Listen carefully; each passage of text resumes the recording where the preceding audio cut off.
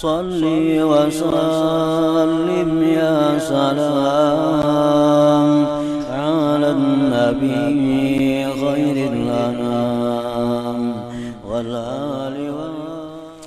Maha suci Allah subhanahu wa ta'ala, maha suci Allah, bahwa beramal kepada Allah, beribadah kepada Allah seorang hamba segera, artinya tepat waktu,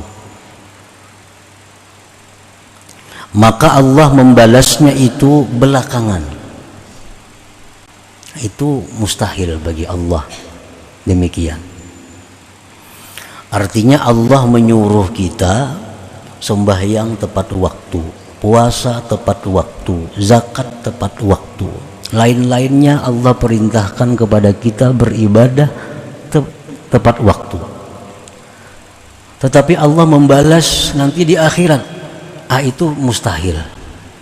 Kalau sesuai dengan nama Allah Al-Karim,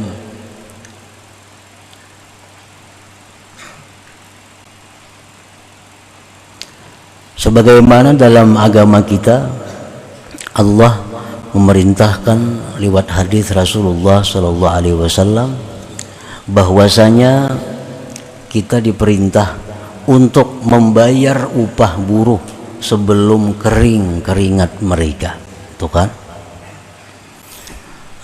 Kita diperintahkan untuk membayar upah buruh sebelum kering keringat mereka. Artinya begitu mereka selesai langsung dibayar.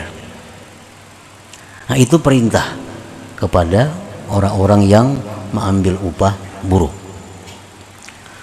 Nah, mana mungkin Allah menyuruh kita beramal, sembahyang, puasa dan lainnya, balasannya nanti di akhirat. Artinya terlalu lama, terlalu jauh antara perbuatan dengan balasannya. Nah, itu tanazzah, maha suci Allah dari yang demikian. Artinya Allah bisa menyuruh aja, bila kita mau upah orang tuntung begawi lah kasih bayari. Tapi Allah menyuruh kita beramal lawan Allah, tuntung beramal kayaknya di akhirat mbah mati bayarnya lah. Nah, kada sesuai itu. Nah, jadi maha suci Allah daripada yang demikian itu. Balla budda ayyu ajjila lahu jazaan yaliqu bihi fi hadhihi dar. Tetapi tidak boleh tidak bahwa Allah itu menyegerakan bagi sehamba tadi balasan. Allah menyegerakan balasan yang layak, yang patut dengannya pada negeri dunia ini. Dan Allah simpan lagi baginya balasan yang layak untuk di hari akhirat nantinya. Nah, inilah Allah subhanahu wa ta'ala. Jadi setiap kali kita menjunjung perintah Allah, kita langsung dibalas oleh Allah dengan satu balasan yang layak untuk di dunia ini. Ditambah lagi nanti balasan yang disimpan Allah di dalam surga di akhirat nantinya. Karena balasan surga itu kada bisa dikirim ke dunia ini. Balasan-balasan yang diberikan Allah nantinya di surga itu kada bisa dikirim ke dunia ini. Karena lain alamnya. Lain alamnya. Jadi setiap kali kita beribadah, Allah balas langsung dengan balasan yang sesuai di negeri dunia ini, bukan balasan yang nanti di akhirat disegerakan. Nah, itu bukan demikian. Sebab balasan surga itu, benda-benda surga itu kada bisa dibawa ke alam dunia yang fana ini. Dalam sebuah hadis Rasulullah sallallahu alaihi wasallam menyatakan, walau anna rajulan min ahlil jannah ittala badat asawiruhu latamasa daw as-samas kama tatmisu samsu daw an-nujum. Jikalau bahwa seseorang laki-laki dari penghuni surga itu muncul, maka nampaklah gelangnya maka gelangnya itu memadamkan cahaya matahari, sebagaimana memadamkan matahari akan cahaya bintang-bintang. Nah, jadi balasan itu kada bisa, balasan surga itu kada bisa dikirim Tuhan ke dunia. Misalnya bila orang sembahyang dia akan dapat 1 gelang, kada bisa. Karena 1 gelang surga itu kalau dikirim ke dunia, matahari sudah kada bercahaya lagi, kalah dengan gelang surga itu. Nah, para muhibbin rahimakumullah, faman ba'a nafsahu wa amwalahu ila Allah ta'ala awwadahu Allah ajidan fi hadhihi dunya jazaan la'iqan bih thumma zadahu fil akhirah jannatan na'im wan nawara ila wajhihil karim. Barang siapa yang menjual dirinya, menjual hartanya kepada Allah. Menjual diri kepada Allah artinya beribadah kepada Allah. Menjual harta kepada Allah artinya bersedekah di jalan Allah. Allah gantikan akan dia segera pada ini dunia, akan sebagai gantian yang layak dengannya. Kemudian Allah tambah dia di akhirat surga naim dan lagi memandang kepada zat Allah Al-Karim. Nah, para muhibbin rahimakumullah, kita ingat kisah Nabi Musa. Nabi Musa hendak minta kepada Allah melihat Tuhan. Nah, melihat Tuhan ini bisa, tapi kalau sudah kita berada di surga. Karena dunia ini kada akan bisa demikian. Nah, suatu hari Nabi Musa ini minta untuk melihat Allah. Maka Allah mengeluarkan cahayanya sebesar kuku. Allah keluarkan cahaya, maka hancurlah itu gunung Tursina. Nah, apalagi Allah itu muncul ke alam dunia, hanya cahaya yang muncul, sudah hancur berantakan gunung itu. Nah, jadi balasan-balasan di akhirat, balasan-balasan surga itu kada akan bisa diberikan Allah selama kita hidup dalam dunia. Tetapi Allah tetap memberi balasan kepada kita bila kita beramal dengan balasan yang sesuai, yang layak, yang kita butuhkan, yang kita perlukan di dalam dunia ini. Nah, para muhibbin rahimakumullah, anwa'u jazaillah lil 'amilin al-mu'minin al-mukhlisin fi hadhihi dunya allaiki bihim. Macam-macam balasan Allah bagi orang yang beramal, yang beriman, yang mukhlis pada ini dunia, yang layak dengannya. Apa-apa balasannya yang diberikan Allah kepada orang yang beramal di dalam dunia ini? Apa rupanya balasan yang layak untuk di dunia ini? Nah, jaza anwa'u jazaillah lil 'amilin al-mu'minin al-mukhlisin. Macam-macam balasan Allah bagi orang yang beramal. Orang yang beramal ini syaratnya orang yang beriman. Yang kedua syaratnya ikhlas. Nah, kalau tidak ada dua itu, balasannya kada ada, baik dunia atau akhirat. Kita beribadah tapi kada didasari iman, kada ada balasannya baik di dunia atau di akhirat. Kita beribadah tapi kada ikhlas, kada ada balasannya baik dunia apalagi akhirat. Kita lihat hadis-hadis Rasulullah, man shama ramadhana imanan wahtisaban. Nah, barang siapa puasa bulan Ramadan hal keadaan dia beriman, hal keadaan dia ikhlas. Nah, ada lagi hadis, man qama Ramadan, siapa yang beribadah pada bulan puasa imanan wahtisaba, iman dan ikhlas. Itu kuncinya seluruh amal perbuatan, iman dan ikhlas. Kalau dua itu kada ada, amal kada berarti. Orang munafik mereka beramal, sembahyang berjamaah, bayar zakat.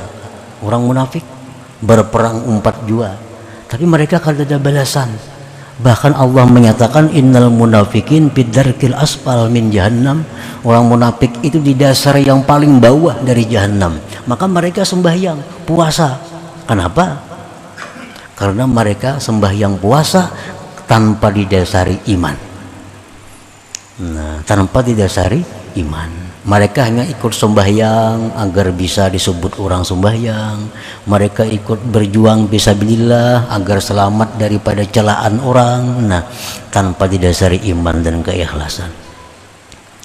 Jadi balasan ibadah di dunia dan di akhirat itu terkait dengan iman dan ikhlas.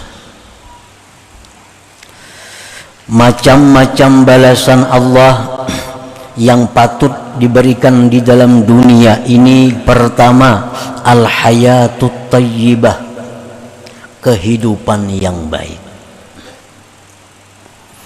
Allah berfirman, man amila salihan min zakarin aw untha wa huwa mu'min falanuhyiyannahu hayatan thayyibah.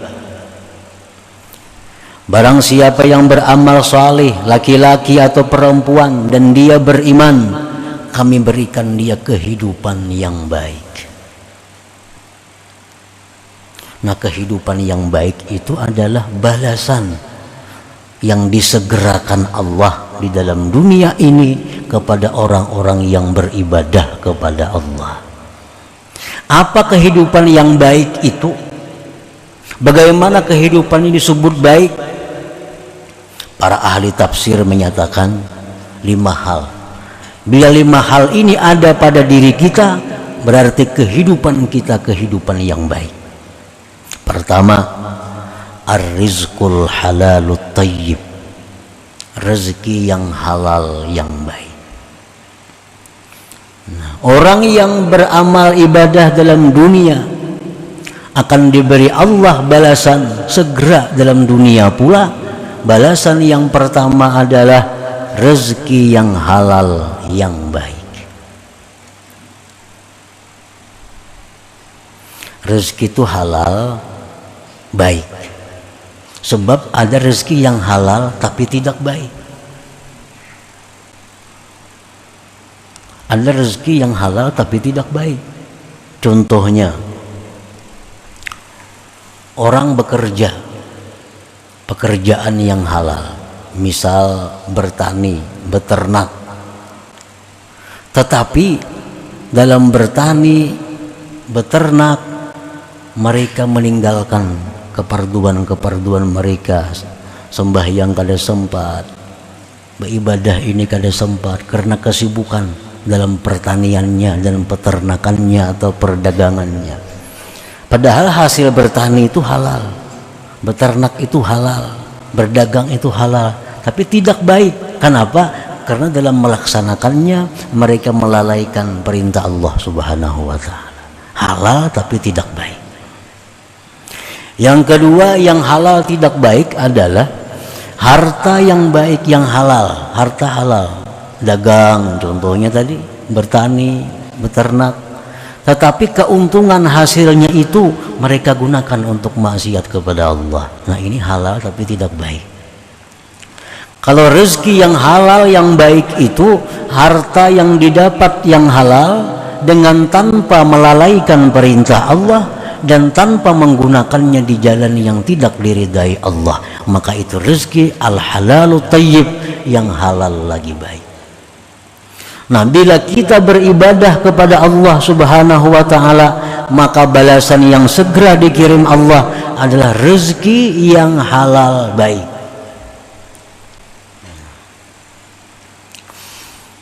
Yang kedua yang termasuk dalam kehidupan baik itu adalah al-qanaah. Al-qanaah, lawanannya tamak, lawannya tamak. Dia sudah dapat rezeki yang halal dan baik, dan dia merasa cukup dengan rezeki itu. Nah, merasa cukup ini halal. Karena orang tamak itu hidupnya kada baik.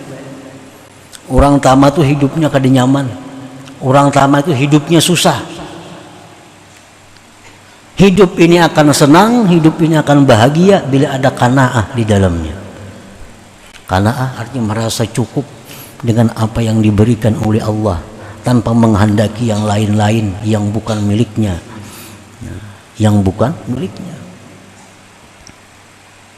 Yang ketiga, at-taufiq lit-ta'ah, diberi kemudahan untuk taat kepada Allah. Ini balasan ibadah. Yang keempat, halawatul ibadah, manisnya ibadah, nikmat dalam beribadah. Yang kelima, al-ma'rifatu billah, ma'rifat dengan Allah. Nah, ini yang dimaksud dengan hayatan thayyibah, kehidupan yang baik itu.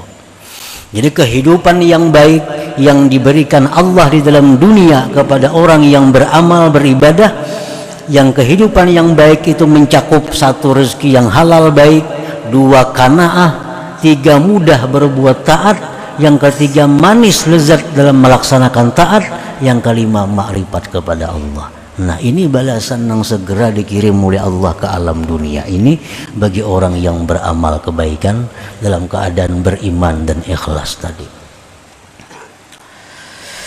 Nah, wa minha, dan setengahnya lagi balasan yang layak yang dikirim Allah kepada orang-orang yang beribadah dalam dunia. Al-makhraj minasyada'id, keluar. Nah, ada jalan keluar dari setiap kali kesulitan-kesulitan. Orang yang ahli ibadat itu hidupnya tidak akan menemui kesulitan-kesulitan, melainkan ada jalan keluarnya. Nah, ini balasan yang dikirim Allah yang segera kepada orang yang ahli ibadat itu. Hidupnya ada susah, tapi pasti ada jalan keluarnya. Kadada buntu, pasti ada jalan keluar. Allah Subhanahu wa taala berfirman, "Wa may yattaqillaha yaj'al lahu makhraja wa yarzuqhu min haitsu la yahtasib." Siapa yang takwa kepada Allah, artinya menjunjung perintah Allah, menjauhi larangan Allah, Allah jadikan baginya jalan keluar dari setiap kesulitan, dan Allah berikan dia rezeki yang tidak terduga-duga.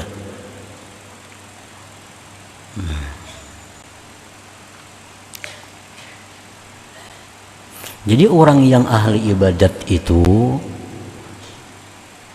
kadang mau susah hidupnya, kadang mau sulit. Setiap sulit ada jalan keluarnya, dan selalu ada rezeki yang datang tanpa terduga-duga, tanpa disangka-sangka. Yang direncanakan, yang dihitung bisa gagal, tapi yang kada disangka-sangka itu yang datang. Nah, ini balasan Allah yang disegerakan kepada orang yang taat kepada Allah. Para muhibbin rahimakumullah. Wa minha, dan setengah lagi balasan yang layak, yang patut, yang bisa diberikan Allah ke alam dunia bagi orang-orang yang taat kepada Allah, al-yusru fil umur, kemudahan dalam segala perkara. Orang yang selalu taat kepada Allah, dia mendapat selalu mudah, mendapat selalu kemudahan dalam hal-hal apapun. Ada dia sulitnya, apapun yang dihadapinya mudah, karena Allah sudah menjamin ini. Allah akan memberikan kemudahan bila orang itu takwa kepada Allah. Wa may yattaqillah yaj'al lahu min amrihi yusra. Barang siapa yang takwa kepada Allah, Allah jadikan perkara orang itu mudah. Apa aja baginya mudah. Hendak apa aja mudah. Di mana aja mudah. Nah, itu memang balasan Allah yang disegerakan di alam dunia ini kepada orang-orang yang takwa kepada Allah Subhanahu wa ta'ala.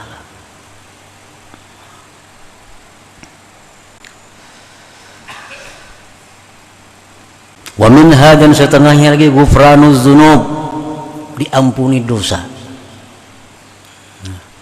Orang yang beramal ibadah kepada Allah dibalas langsung oleh Allah di alam dunia dengan pengampunan dosa.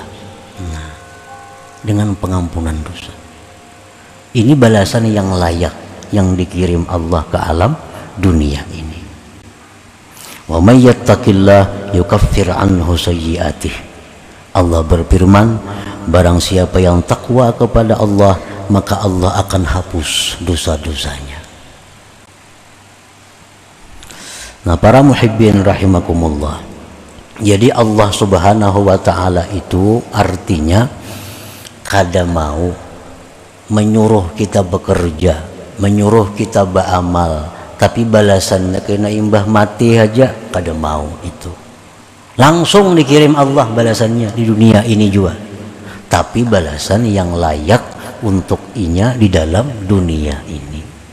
Bukan balasan dikirim berupa barang-barang surga kada. Atau dikirim bidadari ke dalam dunia kada mungkin itu. Kada mungkin. Kalau dikirim bidadari ke alam dunia ini, maka perempuan-perempuan dunia tidak akan laku lagi selama-lamanya.